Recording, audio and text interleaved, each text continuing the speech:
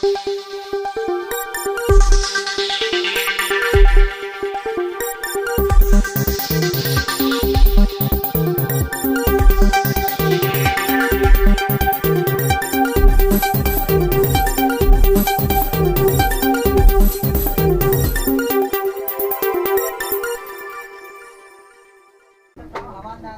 हम लोहता क्षेत्र में घूम रहे हैं और यहाँ पर लोग बुनकर के लोग हैं जो बुनकर के मंदे की वजह से एकदम परेशान है। ख़ास तौर से बत्ती की बिल को लेकर के कि वो कमाए क्या, खाएं क्या और बत्ती के बिल को कैसे अदा करें।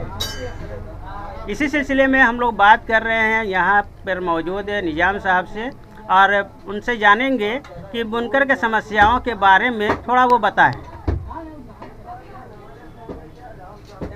कल जब जिस्म में जान थी तो कोई देखा नहीं, और आज जब रूह निकल गई तो कफन उठा उठा कर देख रहे हैं। खत के छोटे से तरासे में नहीं आएंगे भाई, गम ज्यादा है आपके ये लिफाफे में नहीं आएंगे। मुख्तसर वक्त में ये बात नहीं हो सकती जनाब, दर्द इतने हैं कि खुलासे में नहीं आएंगे।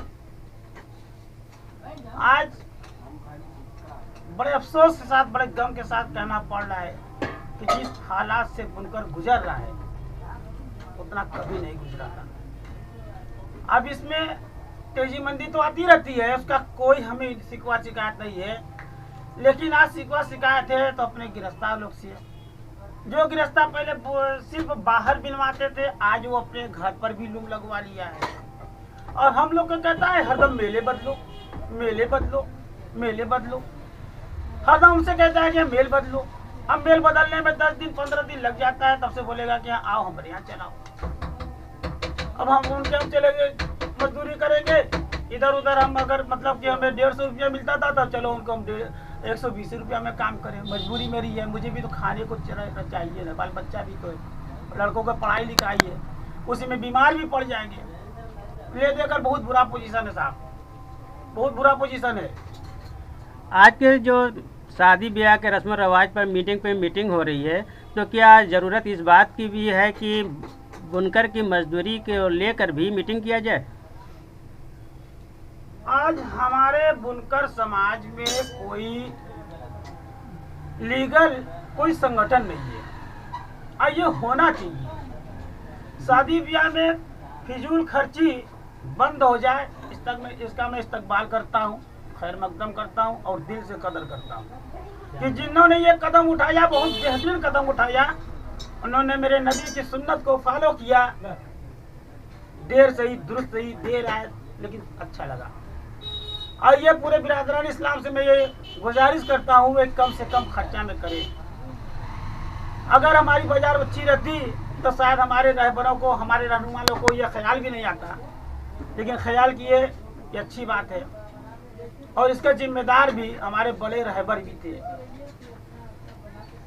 इतने कुल बनारस में 82, 87, 88 कुल सरदार महतो साहबान हैं, लेकिन बुनकर आंदोलन के दौरान कोई आगे नहीं आया। सिर्फ अगर कोई आया तो वही मकबूल हसन सरदार साहब। और अगर उनके बाद भी फैसला आने के बाद भी अगर अधिकारी से मिलने जा रहे हैं तो सिर्फ वही मकबूल हसन जा रहे हैं। अधिकारी क्या मिलने वो जाएं, किसी नेता से मिलने वो जाएं, लखनऊ जाए वो जाएं।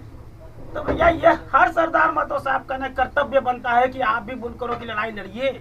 आप बुनकर बिरादरान तंजीम के सरदार महतो साहब है, तो बुनकरों की हालात का जायजा आपको कायदे से लेना चाहिए। जहां जरूरत हो एमडी से तो आप एमडी से जाइए मिलिए, जहां जरूरत हो तो आप जाइए अधिकारी लोग से मिलिए, जहां जरूरत हो आप अपना पूरा उसमें सहयोग दीजिए। एक तो हम लोग ये बाबा जी जो सरकार है इसको खाली पैसा चाहिए। इस सरकार को खाली पैसा, चाहे जहाँ से नोच के चोट के, अरीब से गरीब से, चाहे जैसे, उसको खाली पैसा ही चाहिए। तो हम लोग की लड़ाई लड़ने के लिए एक वाराणसी वस्त्र बुनकर संघ आ गया था, तो हम लोग ये सोचे कि चलो भाई ये लड़ाई अच्छी लड़ेंगे। लेकिन आपको बताएं उनकी भी मुखालिफत ये हमारे रहनुमा करने लगे। जब लखनऊ में मीटिंग होती रही तो पहले एक जगह बैठा दिया जाता था, और फिर नाम बुलाया जाता था कि फलाने फलाने फलाने, अब वहाँ चलिए। जब आखिरी में सबका नमूना ना आवे, सब कटवा दे, इतनी जलन हो गई थी। अरे जिंदगी भर तो आपने रहबरी किया, ठीक है, लेकिन आज जब सरकार बदल गई है तो जहाँ आपकी बात लागू हो, जिसके मार्फत लागू हो, जरूरत पड़ने पर गधा को भी बाप कहना पड़ता है। कह देते भैया आपका क्या घट जाता। हम लोग रिजल्ट से मतलब था ना भैया, हम लोग को सुविधा मिले, लेकिन वो भी नहीं हुआ।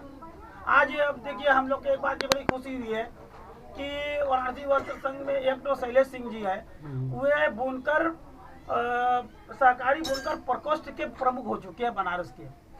अब वो मांग उठा रहे हैं कि हम लोग की लूम महीना में 15 दिन 18 दिन से ज्यादा नहीं चलती। हरदम गिरस्त लोग तो मिलवे बदलते हैं, तो हरदम 10 दिन 15 दिन में बंद हो जाता है। कभी जुमा पड़ जाता है, तो अतवार पड़ जाता है, तो शादी है, तो ब्याह है, फलाना है, ढकाना है।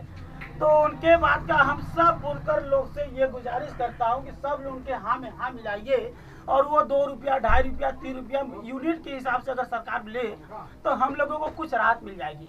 जितनी मशीन चलेगी उतना हम दे देंगे, ईमानदारी से देते रहेंगे, आपको दौड़ना भी नहीं पड़ेगा हमारे यहाँ।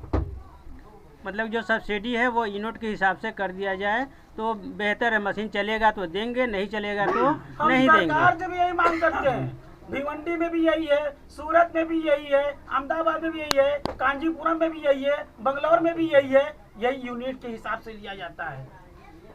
हर जगह यूनिट के हिसाब से है, बनारस में ही सिर्फ फिक्स रेट है।